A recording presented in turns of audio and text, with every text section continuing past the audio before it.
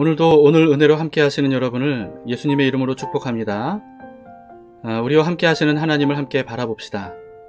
하나님께서 우리를 얼마나 사랑하시는지를 우리 깊이 생각하고 감사하면서 찬송가 304장 그 크신 하나님의 사랑 함께 찬송하시겠습니다.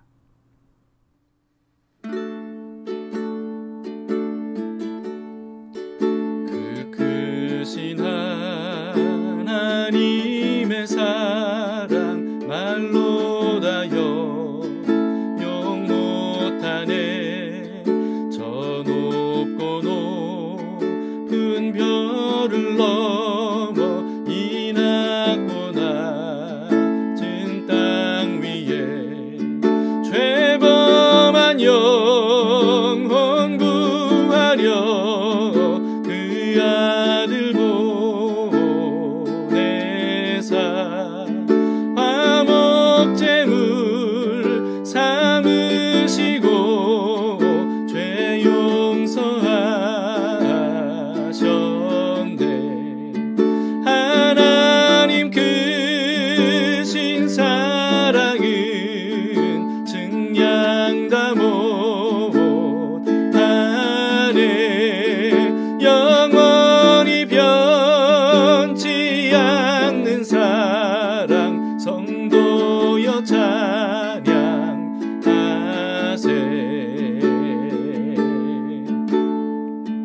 괴로운 시절 지나가고 땅 위에 영화쇠할 때 주 믿지 않던 영혼들은 큰 소리 외쳐 울어도 주 믿는 성도들에게 큰 사랑 베푸사 우리의 죄 사했으니 그 은혜 잊을까. 하나님 크신 사랑은 증량 다 못하네. 영원히 변치 않는 사랑 성도여 찬양하세.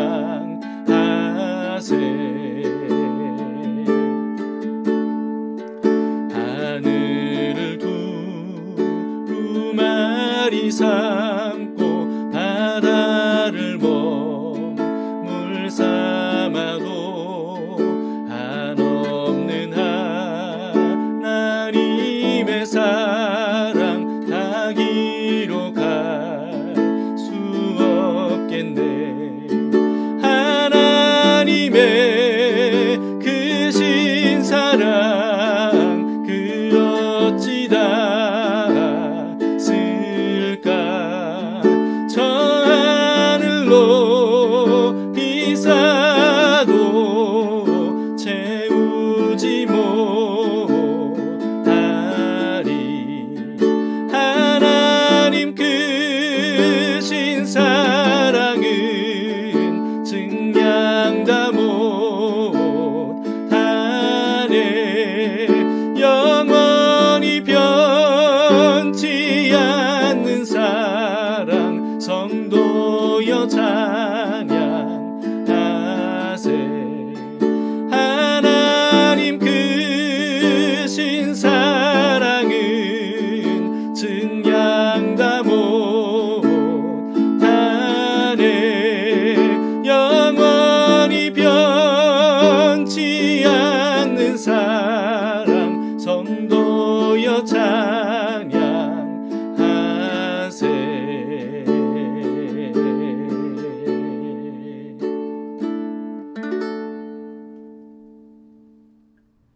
오늘 말씀은 출애굽기 5장 22절에서 6장 13절까지의 말씀입니다.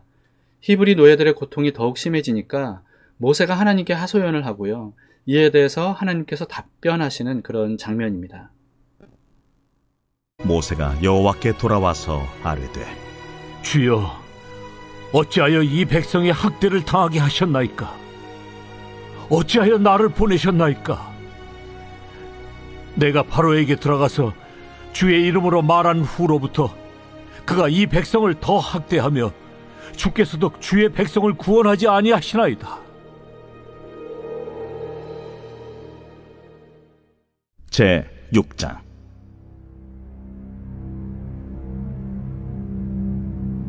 여호와께서 모세에게 이르시되 이제 내가 바로에게 하는 일을 네가 보리라. 강한 손으로 말미암아 바로가 그들을 보내리라. 강한 손으로 말미암아 바로가 그들을 그의 땅에서 쫓아내리라. 하나님이 모세에게 말씀하여 이르시되 나는 여호와이니라. 내가 아브람과 이삭과 야곱에게 전능의 하나님으로 나타났으나 나의 이름을 여호와로는 그들에게 알리지 아니하였고 가나안 땅 곧 그들이 거류하는 땅을 그들에게 주기로 그들과 언약하였더니 이제 애굽 사람이 종으로 삼은 이스라엘 자손의 신음소리를 내가 듣고 나의 언약을 기억하노라.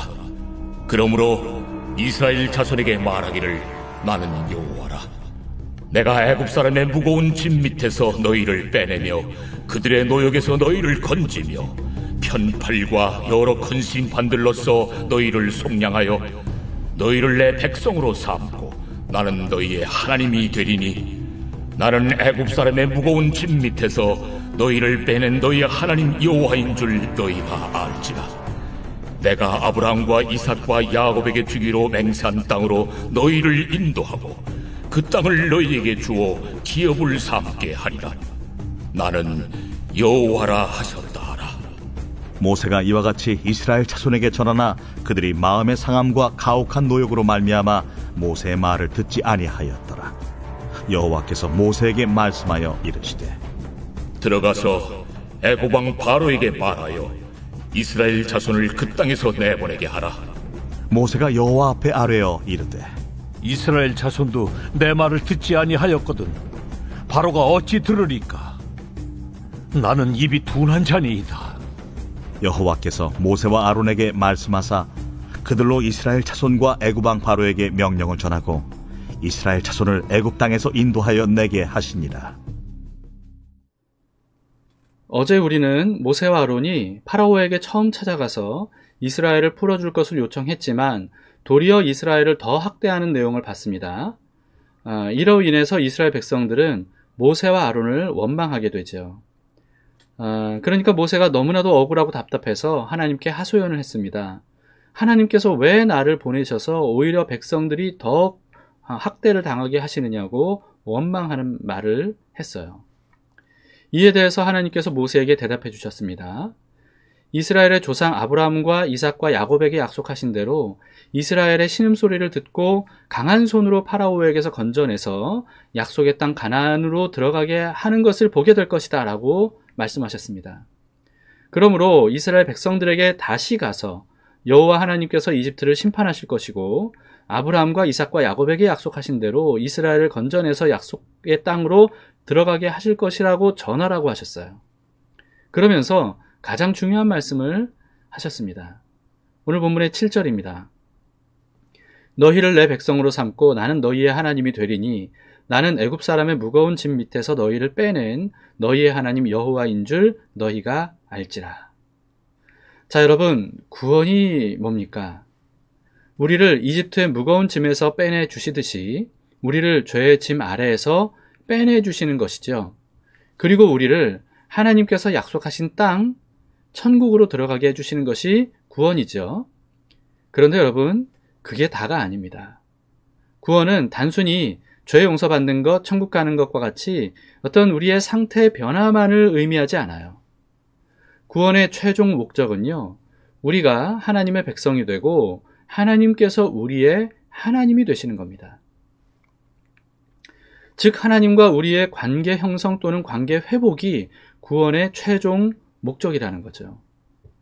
하나님께서 우리의 죄를 사해 주시기 위해서 엄청난 계획을 세우셔서 예수 그리스도를 통해서 죄를 해결해 주신 것은요, 죄사함 자체만을 위한 것이 아니고요, 하나님과의 관계를 위해서입니다. 죄가 있는 상태로는 우리가 하나님과 관계를 맺을 수 없기 때문에 죄를 먼저 해결해야 됐던 거예요. 천국 가는 것 역시나 그냥 좋은 곳으로 우리를 데려다 주시는 것을 의미하는 게 아니고요. 하나님과 영원히 함께 사는 것을 의미하는 겁니다. 그렇기 때문에 죄사함을 받고도 하나님과 관계없이 살아가면 구원받았다고 할 수 없는 겁니다. 하나님께서 죽을 병을 고쳐주셔서 나았다 할지라도요, 하나님과 관계를 맺지 않으면 구원이 아닌 겁니다. 온갖 은사를 행하고 정말 놀라운 영적 현상들을 경험을 한다 할지라도요, 하나님과의 인격적인 사귐을 갖지 않으면 구원받은 것이 아닙니다. 교회 직분을 받아서 봉사도 많이 하고 헌금도 많이 하고 모든 예배에 빠지지도 않고 성경도 많이 안다 할지라도 하나님이 어떤 분인지를 하나님과 관계를 통해서 알아가지 않는다면 구원에 이르지는 못한 겁니다. 예수님께서 니고데모에게 이렇게 말씀하셨어요. 요한복음 3장 5절에서 7절이죠. 예수께서 대답하시되 진실로 진실로 내게 이르노니 사람이 물과 성령으로 나지 아니하면 하나님의 나라에 들어갈 수 없느니라. 육으로 난 것은 육이요 영으로 난 것은 영이니 내가 네게 거듭나야 하겠다 하는 말을 놀랍게 여기지 말라. 거듭나는 것은 육으로 난 것은 육이듯이 영으로 다시 태어나는 것을 의미합니다. 즉 아빠 엄마를 통해서 태어나는 것은 육으로 난 것이죠. 이게 첫 번째 출생입니다.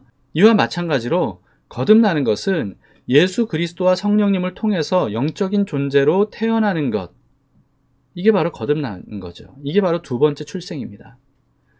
그런데 여러분, 출생이라는 것은요, 근본적으로 새로운 관계 형성을 의미합니다. 아기로 태어나면 자연스럽게 아빠 엄마와의 관계가 형성이 됩니다. 이건 당연하죠. 그리고 형제 자매의 관계도 형성이 됩니다. 뿐만 아니라 누군가의 손자, 손녀가 되는 거고요. 조카가 되는 것이고 또 사촌의 관계가 형성되는 겁니다. 이게 바로 태어남이에요. 출생. 여러분, 태어남은 곧 관계 형성이라는 거죠. 거듭남도 마찬가지입니다. 구원받아서 거듭난다는 것은 하나님과의 새로운 관계가 형성되는 것을 의미하고 동시에 구원받은 또 다른 사람들과 한 몸이 돼서 지체로서의 관계, 영원한 형제 자매로서의 관계가 형성되는 것을 의미합니다. 이와 같이 구원의 핵심이자 목적이 뭡니까? 인격적인 관계 형성이라는 거예요. 하나님께서 출애굽한 이스라엘 백성들에게 하나님과의 관계와 사람과의 관계에 대한 십계명과 율법들을 주신 것도요, 구원이 무엇인지를 우리에게 알려주시는 대목입니다. 그런 의미에서 하나님께서 이집트를 심판하심으로써 이스라엘을 종살이에서 해방시켜 주시는 것은요, 이스라엘을 풀어주시기 위한 것일 뿐만 아니라 하나님께서 이스라엘과 영원히 함께 살기 위해서임을 우리는 간과해서는 안 됩니다. 마치 공주를 구하는 왕자에 관한 여러 동화들, 원작들과 같아요. 그런 동화들을 보면요, 왕자가 위기에 처한 공주를 구하기 위해서 목숨을 걸죠. 결국은 왕자가 공주를 구해요. 그러면 구하고 끝인가요? 그냥 그러고서는 각자의 삶을 살던가요? 아니에요. 항상 이 공주를 구한 왕자는요, 그 공주와 결혼을 합니다. 그렇게 함으로써 이 동화가 끝이 나죠. 왜냐하면 왕자가 그토록 공주를 구하기 위해서 목숨을 바쳐서 용맹스럽게 싸운 이유가 뭐냐 하면 공주를 죽도록 사랑하기 때문이었다는 겁니다. 결국 왕자가 공주를 구하고 결혼하는 것은요, 왕자가 원했던 것이 바로 공주와 영원히 함께 사는 것이었음을 의미하죠. 이런 기존 동화의 스토리와 결말이 요즘에는 너무 흔해지고 식상해진 지 오래돼서 요 근래에는 원작의 내용을 변형하는 이야기들이 굉장히 많이 나오고 있죠. 그러나 본래 원작은요, 하나님의 구원 이야기를 담은 것이 아닌가 싶습니다. 하나님께서 직접 이 세상으로 오셔서 우리를 위해 목숨을 바치시고 십자가에서 죽으실 정도로 우리를 구원하시려고 하신 이유는요, 우리를 죽도록 사랑하시기 때문입니다. 그렇기 때문에 하나님은 우리를 구원하신 후에 그냥 네가 갈 길 가라 이렇게 하지 않으셔요. 다시는 우리와 헤어지지 않기를 바라셔요. 우리와 영원히 사랑하면서 함께 살기를 원하셔요. 그래서 구원의 결말을 알려주는 요한계시록의 마지막에 어린 양의 혼인잔치가 묘사되어 있는 겁니다. 하나님은 그 마음을 이스라엘에게 전하라고 모세를 보내셨습니다. 나는 너희를 사랑한다. 그래서 너희는 내 백성이 되고 나는 너희의 하나님이 되기를 바란다. 내가 너희를 구원하기 위해서 앞으로 행할 모든 일들을 잘 봐라. 그리고 내가 누군지를 알기 바란다. 너희를 사랑하고 구원할 내 이름은 여호와다. 꼭 기억해라. 여러분, 이것이 바로 우리를 향한 하나님의 마음입니다. 성경에는 이와 같은 하나님의 사랑 고백이 가득 담겨 있어요. 모세는 이스라엘 백성들에게 다시 찾아가서 하나님께서 전하라고 하신 말씀을 전했습니다. 그러나 이스라엘 백성들은 듣지 않았어요. 9절에 이렇게 기록되어 있습니다. 모세가 이와 같이 이스라엘 자손에게 전하나 그들이 마음의 상함과 가혹한 노역으로 말미암아 모세의 말을 듣지 아니하였더라. 그래도 하나님은요, 그들을 구원하시기 위한 일들을 계획대로 진행하셨습니다. 파라오에게 다시 가서 이스라엘을 풀어주라고 하라고 모세에게 말씀하셨어요. 그러나 모세는 이스라엘 자손도 자기 말을 듣지 않는데 파라오가 둔한 자기 말을 듣겠냐면서 하나님께 하소연했습니다. 전하는 사람도 듣는 사람도 모두 하나님의 구원을 믿지 못했습니다. 여러분, 그럼에도 하나님은 구원을 위한 일들을 그냥 차곡차곡 계획하신 대로 끝까지 행하셨어요. 이에 대해서 오늘 본문 마지막 구절은 이렇게 기록이 되어 있습니다. 출애굽기 6장 13절입니다. 여호와께서 모세와 아론에게 말씀하사 그들로 이스라엘 자손과 애굽 왕 바로에게 명령을 전하고 이스라엘 자손을 애굽 땅에서 인도하여 내게 하시니라. 하나님은 사람들의 반응이 어떻든 상관없이 꿋꿋하게 구원을 위한 일들을 행하셨습니다. 그 덕분에 여러분, 우리도 구원을 얻었던 거고요. 하나님을 아버지라 부르면서 하나님의 자녀가 되어서 살아갈 수 있게 된 겁니다. 우리를 사랑하시고 구원하셔서 우리를 자녀 삼아주신 하나님께 감사를 드립시다. 우리를 끝까지 구원하시려는 하나님의 측량할 수 없는 사랑을 함께 찬양하길 바랍니다. 그 사랑 얼마나 아름다운지 함께 부르시겠습니다.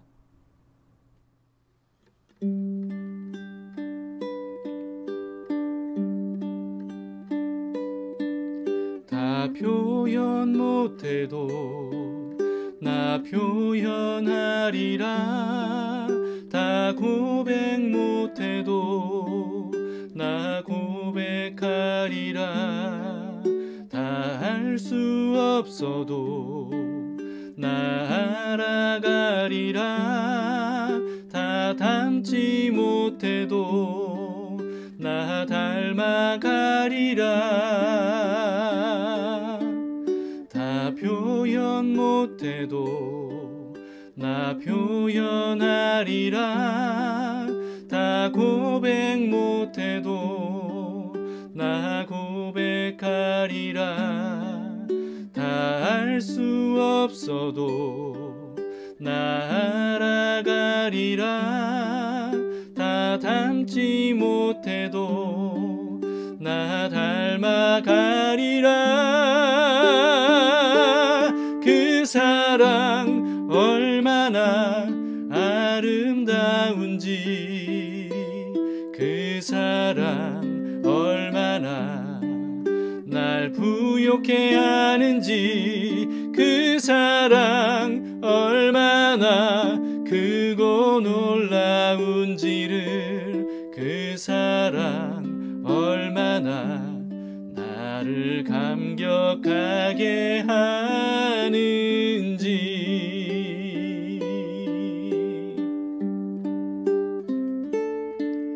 다 표현 못해도 나 표현하리라. 다 고백 못해도 나 고백하리라. 다 알 수 없어도 나 알아가리라. 다 닮지 못해도 나 닮아가리라. 다 표현 못해도 나 표현하리라. 다 고백 못해도 나 고백하리라. 다 알 수 없어도 나 알아가리라. 다 닮지 못해도 나 닮아가리라.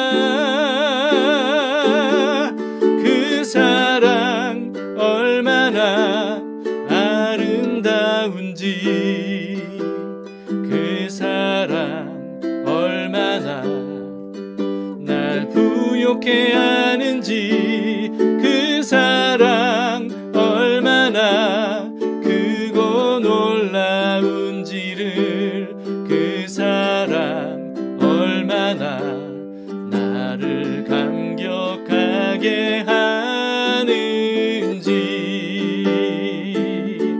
그 사랑 얼마나 아름다운지, 그 사랑 얼마나 날 부욕해 하는지, 그 사랑 얼마나 크고 놀라운지를, 그 사랑 얼마나 나를 감격하게 하는지.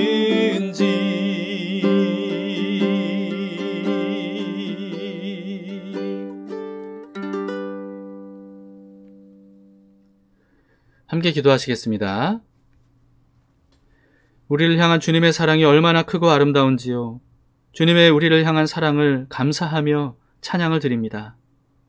하나님께서 이스라엘 백성들을 구원하시려고 하셨던 것은 그저 단지 죄사함 받고 그저 단지 노예에서 해방되도록 하기 위함이 아니라 더 나아가서 하나님과 영원히 함께하며 하나님과 한 몸이 되기를 원하셨던 것을 오늘 말씀을 통해서 보았습니다.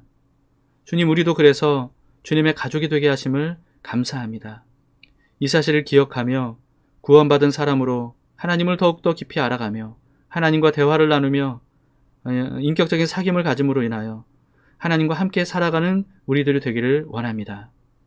주님, 그런 삶을 살아갈 수 있도록 우리의 영혼을 깨워주시고, 그래서 영이신 하나님과 깊은 사랑의 관계를 맺으며 사랑을 나눌 수 있도록 인도해 주시옵소서. 오늘도 하나님께서 우리와 함께 하셔서 우리에게 눈을 떼지 않으시고 우리의 모든 말과 모든 소리에 귀를 기울이시고 우리의 표정을 주목해 보시고 우리의 삶을 살피시는 것을 믿습니다. 주님, 우리도 눈을 들어서 주님의 얼굴을 바라보고 주님의 음성을 듣고 주님의 표정을 느끼며 주님의 손길을 붙들고 그렇게 살아가기를 원합니다. 주님과 함께 더불어 살아가는 것을 우리에게 가르쳐 주셔서 주님이 정말 우리와 가까이 계시는 것을 일상생활에서 느끼며 살아갈 수 있도록 도와주시옵소서. 오늘도 우리를 사랑하시는 주님 감사합니다. 주님 덕분에 오늘도 삽니다. 예수님 이름으로 기도드립니다. 아멘. 네, 두 가지 기도 제목으로 함께 기도합시다. 첫 번째, 우리를 향한 하나님의 한없는 사랑에 화답하는 마음으로요, 우리도 하나님을 향한 고백을 드리는 기도를 합시다. 그리고 앞으로 더욱 하나님과 인격적으로 사랑하는 관계가 더 깊어지기를 원한다고 우리 주님께 우리의 고백을 담아서 기도합시다. 두 번째는 오늘은 나라를 위해서 기도합시다. 하나님께서 이 나라를 안전하고 굳건하게 붙들어 주시고 올바른 길로 발전할 수 있도록, 올바르게 발전할 수 있도록 기도합시다. 온 국민이 이제는 더 이상 분열되지 않고 사랑으로 화합하면서 하나가 되는 그런 나라가 될 수 있도록 함께 기도합시다. 무엇보다 이 나라에 복음이 만방에 전파되고 증거되어서 다시금 복음이 이 땅을 뒤덮는 그런 일들이 일어날 수 있도록 우리 함께 간구할 수 있기를 바랍니다. 자, 오늘도 하나님은 우리를 사랑하십니다. 변함없는 사랑으로 우리의 손을 붙들고 계십니다. 비록 눈으로 볼 수 없을지라도 그 하나님을 우리의 마음에 영의 눈을 떠서 바라봄으로써 오늘도 여러분 주님 안에서 평안하고 행복하게 사시기를 축복합니다.